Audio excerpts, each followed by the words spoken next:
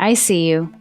You have an exciting idea or project you want to put out into the world, but you're waiting for it to be good enough, waiting for you to know enough, and waiting for the perfect conditions to ensure its success and your success. But what if I told you that none of that will ever come? So it's time to give yourself permission to start now. As a graphic designer, illustrator, and creative entrepreneur with 20 years of experience, I know the thrill of fresh ideas very well. And I also know the fear, doubt, and perfectionism that often tags along without an invitation. I've launched new businesses and closed them up just as quickly. I've reinvented my career path more than once. And through it all, I've learned that the real magic begins when you stop waiting to feel ready and start exploring and expressing anyway. In this episode, I'll be sharing insights on stepping into your becoming, how to give yourself the green light to explore, experiment, share, and evolve as you go, instead of waiting for enough or perfect to show up. You'll learn how to embrace the journey of whatever it and you wants to become. So go grab your favorite beverage and let's dive in. If you've been with me for a while now, you'll know that over the last 6 months, I've been doing some heavy lifting in my business, pulling metaphorical weeds, tilling the soil, and planting new seeds. Basically, I'm transitioning from product to service. But I've also been stepping into a new energy as well, as I'm understanding myself a little more, both personally and professionally, and what I need to embody to make some big shifts in my business. For me, this has looked like rebuilding my self-worth, learning how to lead from a place of truth, and growing into greater confidence as a creative and a business owner.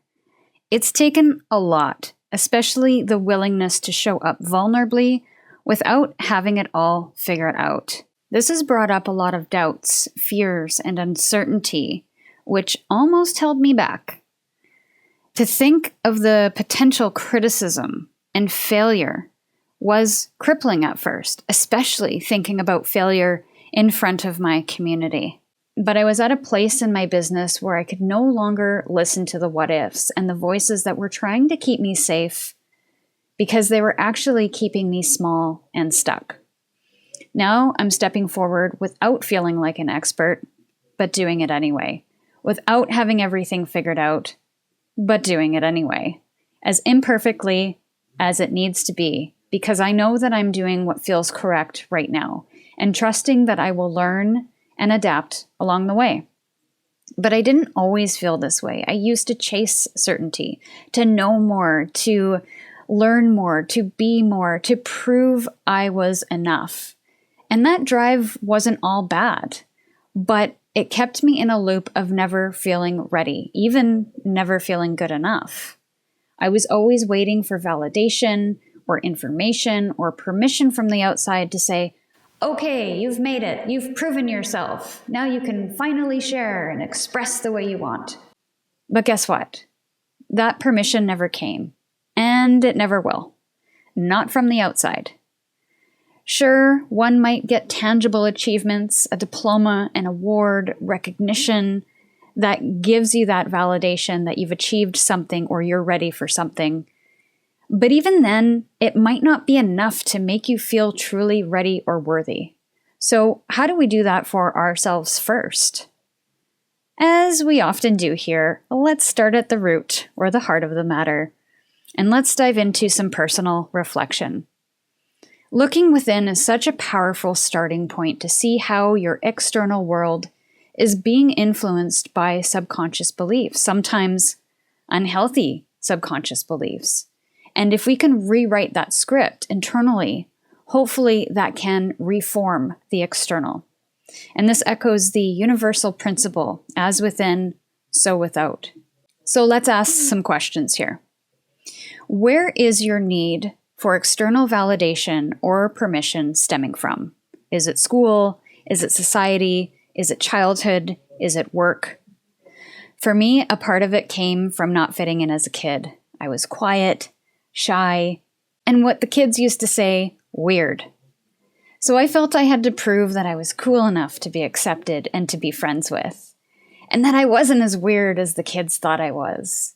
And yet that effort never paid off.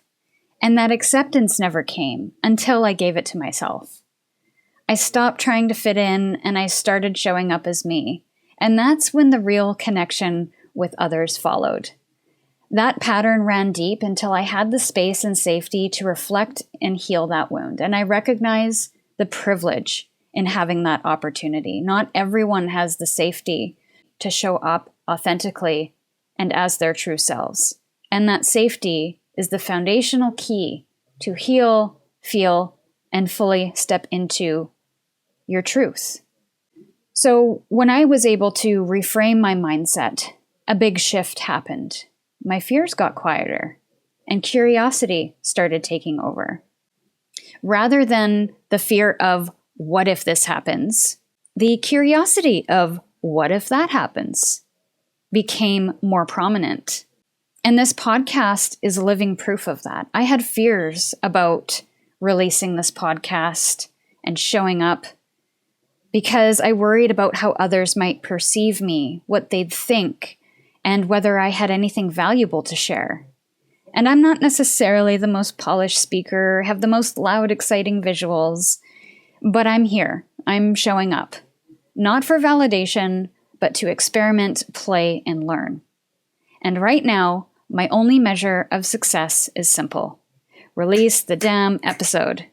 That is it. So if you can approach your work with the same curiosity instead of fear or getting tied up in perfectionism, you're already going to start stepping into your becoming. And sometimes that's the only way. Maybe it's always the way. So now we often hear, and I've said it in previous episodes, make sure it's aligned, or make sure you're in alignment. Because yes, that is the first and foremost thing we need to have in mind before any action is taken in the external to make something happen. But what does that actually mean? What is alignment? What is feeling aligned or being aligned? You are aligning to actions that feel like you. It reflects your values. It may feel vulnerable or uncertain, but it's meaningful. It's true. Perfectionism, on the other hand, is fear in disguise. It tells you to wait until it's flawless, to wait until you're educated enough, or skilled enough, or good enough. That's not alignment. It's our ego trying to keep us safe, as egos do. But when our ego overstays its welcome, it can interrupt and hinder our growth. So ask yourself, if you're working on a project or you want to start a business or a podcast or whatever it is, does it feel like a true expression of you? Are you doing it because it's aligned or because you think you should? Is it the best it can be from where you are in this moment?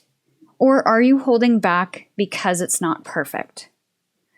You'll notice that aligned action will move you forward even if it's messy.